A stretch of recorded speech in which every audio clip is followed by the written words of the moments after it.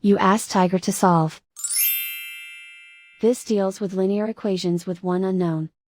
The final result is u equals 7. Let's solve it step by step. Simplify the expression. Expand the parentheses. Simplify the arithmetic. Group all constants on the right side of the equation. Add 18 to both sides. Simplify the arithmetic.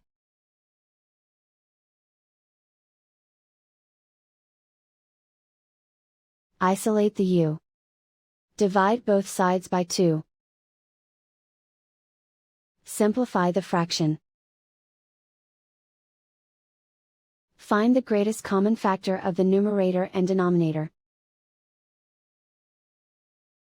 Factor out and cancel the greatest common factor.